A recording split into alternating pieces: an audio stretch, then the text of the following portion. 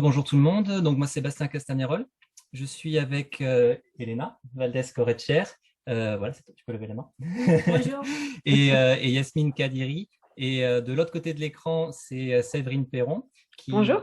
elle est en Bretagne, nous on est à Bordeaux, et ce que on voulait faire aujourd'hui c'était simplement vous remercier pour votre participation au projet Tree Bodyguards et vous faire un tout petit point d'étape pour vous expliquer à peu près où on en est et ce qui va se passer dans les semaines et dans les mois qui viennent.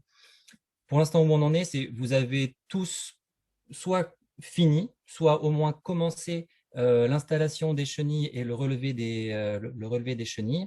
On vous remercie pour ça. Certains d'entre vous ont déjà commencé à nous en envoyer. Et donc, on reçoit des colis à peu près tous les jours.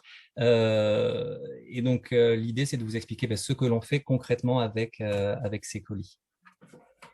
Donc, bonjour. Donc, c'est moi qui va regarder qui va estimer les prédations. Donc, on a déjà reçu vers 15 colis. Et dans les colis, on a vers 1500 chenilles. Et moi, je vais regarder chenilles une par une pour estimer l'activité des prédateurs, la tasse de prédation, donc le nombre de chenilles attaquées par arbre. Et aussi, je vais identifier les prédateurs qui attaquent les chenilles. Donc, comme vous savez, les prédateurs qu'on trouve plus souvent, c'est les oiseaux ou les arthropodes.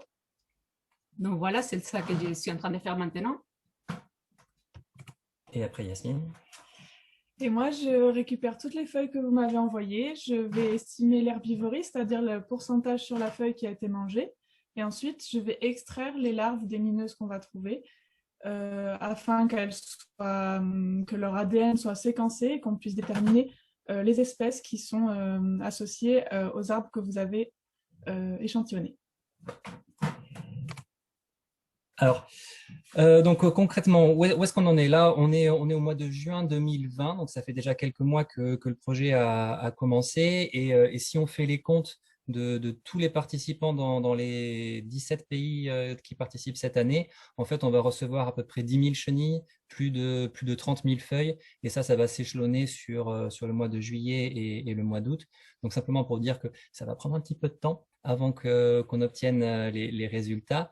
Et comme vous le disiez, Yasmine, on a une deuxième série d'analyses à faire. Ce seront des analyses moléculaires pour extraire l'ADN et identifier les herbivores à partir de leur ADN. Ça, c'est quelque chose que l'on prévoit de faire en fin d'année 2020, début 2021.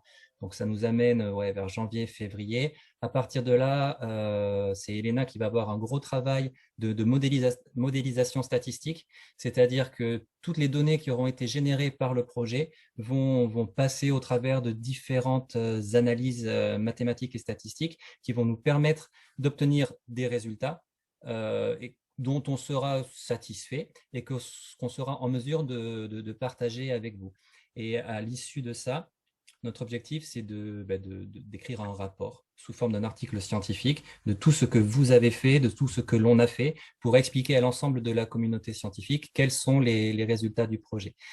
Et donc, ce sur quoi je veux insister, c'est qu'on va vous envoyer périodiquement les résultats en cours d'acquisition, mais les résultats définitifs qui seront validés par la communauté scientifique, il va falloir être un petit peu patient hein, et on en a au moins pour un an, voire un petit peu plus avant de pouvoir être assez confiant pour pouvoir les diffuser.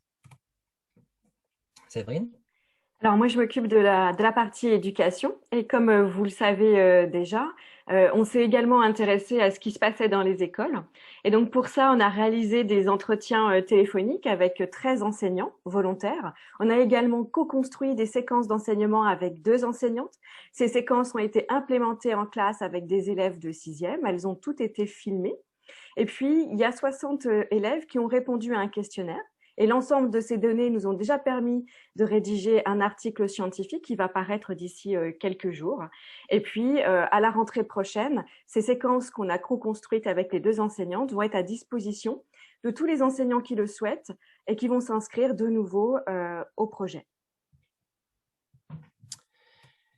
Et donc, c'était encore une fois l'occasion de vous remercier pour ce que vous avez fait. Et comme je rebondis sur ce que Séverine vient de dire, toute l'activité qui a été menée avec les enseignants, on va la partager avec vous à la rentrée prochaine.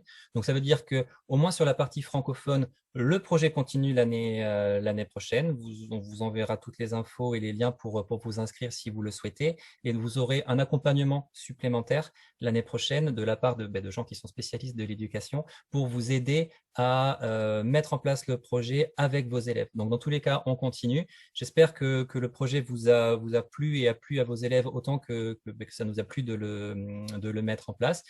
Et parce qu'on est déjà fin juin, moi, je vous souhaite de bonnes vacances et on se donne rendez-vous à la rentrée. Merci. Au revoir. Au revoir, Merci, au revoir.